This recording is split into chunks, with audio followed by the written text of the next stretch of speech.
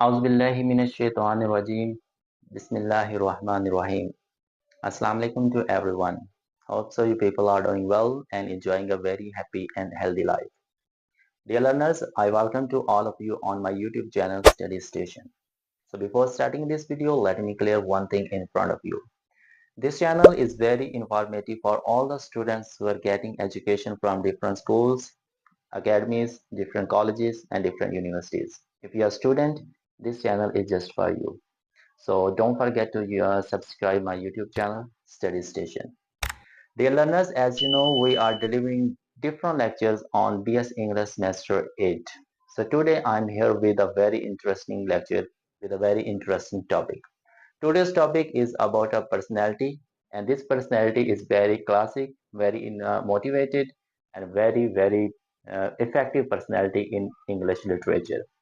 जैसा कि आप सब लोग जानते हैं कि अगर हम इंग्लिश लिटरेचर, इंग्लिश के अदब की बात करें, तो बहुत सी ऐसी पर्सनैलिटीज़ हैं जिन्होंने अपने वर्क, अपने ड्रामाज, अपने नॉवेल्स, अपने प्लेस और अपने डिफरेंट जॉनरास के ज़रिए अपना अपना नाम इस दुनिया के अंदर कायम किया है। कुछ लोगों की राइटिंग, कुछ लोगों का लिखने का अंदाज और कुछ लोगों का वर्क इतना इम्प्रेसिव, इतना शानदार होता है कि मरने के बाद भी उनका जो नाम है वो जिंदा रह जाता है। So today we are going to discuss a very classic personality. हम आज एक ऐसी शख्सियत के बारे में पढ़ेंगे जो इस वक्त तो दुनिया के अंदर मौजूद नहीं है, लेकिन वो अपना नाम इस दुनिया में जिंदा रख गए हैं। ये एक ऐसी पर्सनैलिटी है जिसने हमें जिंदगी का जो फलसफा है वो हमारे सामने रख दिया। ये एक ऐसी पर्सनैलिटी जो अपने अंदर पूरी दुनिया को समा के रखती है। वो पर्सनैलिटी कौन है? That personality is Franz Kafka. जी, तो आज हमने जिस पर्सनैलिटी के बारे में पढ़ना है, जिस राइटर के बारे में पढ़ना है, उसका नाम है फ्रांज काफका। तो first of all we will discuss about its biography, then we will discuss about its work. ये दो टॉपिक हैं जो हम आज के इस लेक्चर के अंदर कवर करेंगे, फ्रांज काफका की जिंदगी के बारे में और फ्रांज काफका के डिफरेंट वर्क्स के बारे में। So without any delay, let me take you the biography of Franz Kafka. Franz Kafka was born in 1883 and he belonged to a Jewish family. इस बंदे का, इस पर्सनैलिटी का जो ताल्लुक था वो एक यहूदी खानदान से था, but his mother tongue and his native tongue was German language. इसकी जो आबाई या जो मादरी जुबान थी वो जर्मन जुबान थी। Franz Kafka had 6 siblings, 3 were sisters and 3 were brothers. ये कुल मिला के 6 बहन भाई थे, 3 बहनें थी और 3 भाई थे। लेकिन इसके अलावा जितने भी इसके बहन भाई होते हैं, वन आफ्टर वन उन सब की डेथ हो जाती बिकॉज ऑफ एनी डिजीज। तो जी, आपको बताया कि ये 1883 के अंदर पैदा हुए थे और ये एक जीविश फैमिली से ताल्लुक़ रखते थे। इसके 6 मीन्स कि इसको मिला के 6 बहन भाई थे। इसके अलावा जो सारे इसके सिबलिंग्स होते हैं उनकी डेथ हो जाती है। His father name was Hermann Kafka. इसके जो वालिद होते हैं हरमन काफका, उनको ना एक मेंटल डिसऑर्डर कह लें या उनका ना सिचुएशंस को देख के ना मूड स्विंग होता रहता था और उसके इसके वालिद का इसके साथ जो बर्ताव था वो बहुत ही हार्श टाइप, बहुत ही डिफिकल्ट टाइप था, जिसका असर इसकी राइटिंग के अंदर हमें नजर आता है। His mother was Julie Kafka. Julie Kafka was very beautiful, very energetic and she was a business woman. Julie Kafka एक बहुत ही कमाल की खातून थी जो अपने बिजनेस के साथ साथ अपने वालिदैन के बिजनेस को भी रन कर रही थी।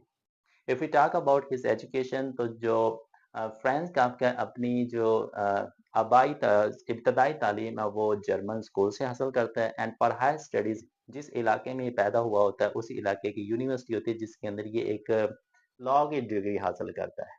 यहाँ पे थोड़ी सी कॉन्ट्राडिक्शन ये आ जाती है कि लॉ की डिग्री हासिल करने के बाद he starts job in an insurance company. ये इंश्योरेंस कंपनी के अंदर काम शुरू कर देता है। जैसे इंश्योरेंस कंपनी के अंदर काम शुरू करता है, his interest develops in writing. Insurance company के साथ ही काम करने के साथ इसका जो इंटरेस्ट है, दिलचस्पी है, वो इन राइटिंग के अंदर डेवलप हो जाती है।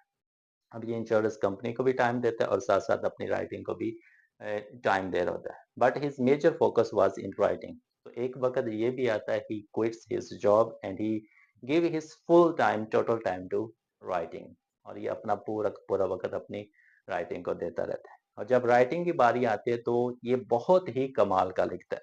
जब हम इसकी राइटिंग्स को, इसके वर्क्स को पढ़ते हैं तो हमें पता चलता है कि इसने अपने वर्क के अंदर किस तरह से एब्सर्डिटी को, स्ट्रेंजनेस को और इसके साथ-साथ सोशल फोर्स को ना और इनर डायलेमा और इसके साथ-साथ एलियनेशन, ये कुछ एस्पेक्ट्स हैं जो हमें इसकी राइटिंग के अंदर नज़र आते हैं। और ये सारे के सारे सोशल फोर्स, एलियनेशन, स्ट्रेंजनेस, ये इसने जो ऐड किए थे because of his father and because of his life.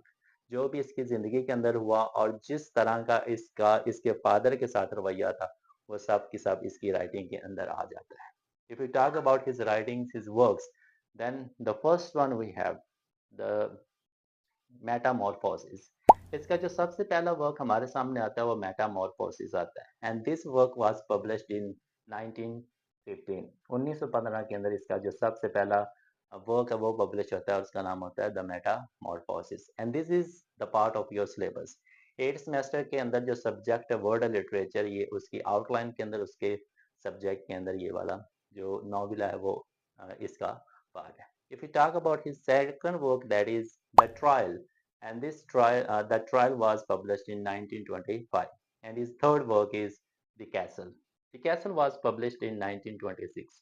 These are the three works जिसके अंदर मैंने आपको जो पहले पॉइंट्स बता चुका हूँ वो सारे के सारे पॉइंट्स इन तीन वर्क्स के अंदर फॉल करते हैं।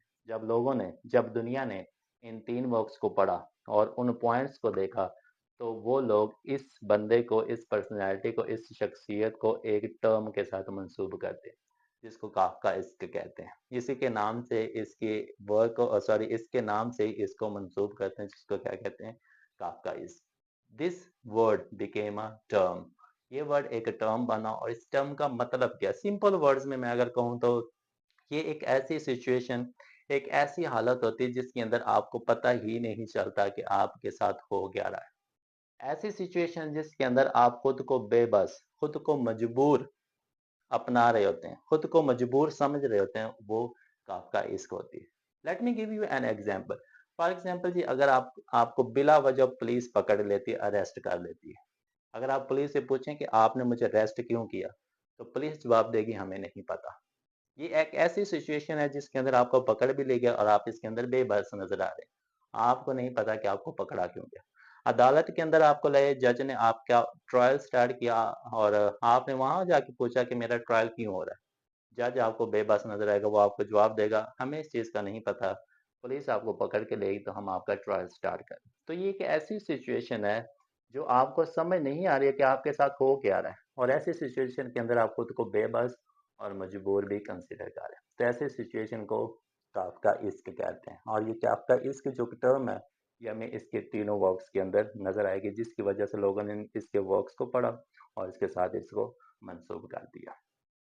And at the end Franz Kafka was died in 1924। 40 साल की एज के अंदर इस पर्सनैलिटी की, इस बाकमाल शख्सियत की, जिसने हमें ज़िंदगी जीने का एक फ़लसफ़ा, ज़िंदगी का एक फ़लसफ़ा समझा दिया, उसकी जो डेथ होती है वो एक टीबी, एक डिज़ीज़ ट्यूबरकुलोसिस की वजह से 1924 के अंदर हो जाती है। So this is the short biography of Franz Kafka.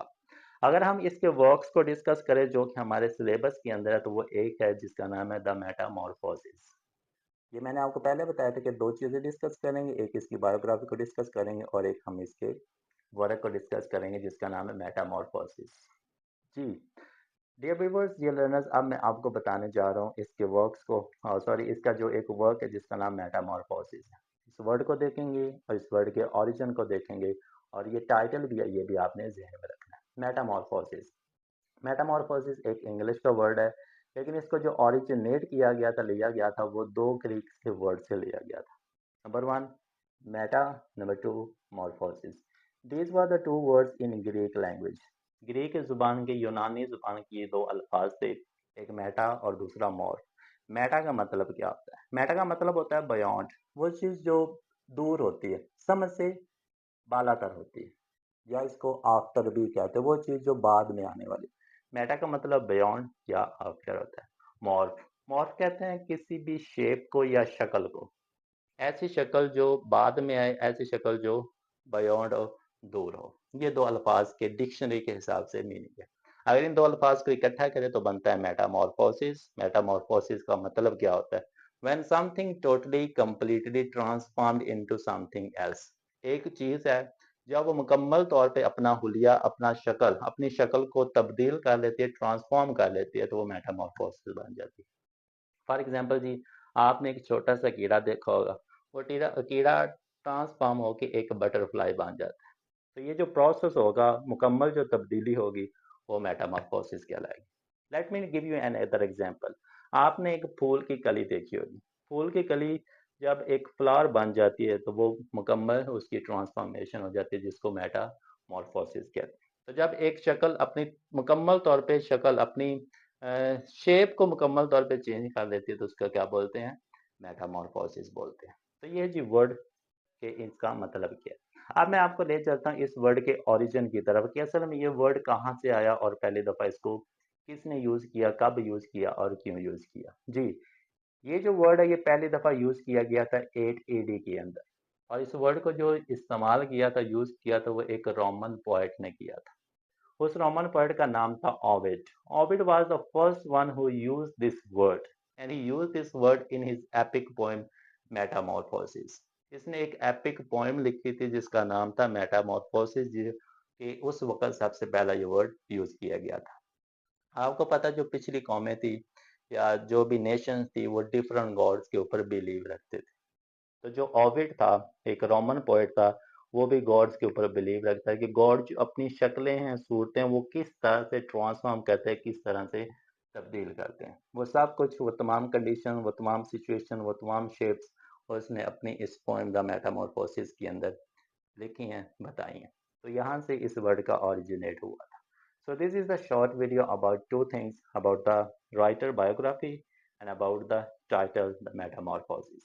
If you like this video, please share my video and subscribe my YouTube channel, Study Station. Thank you so much. Have a nice day.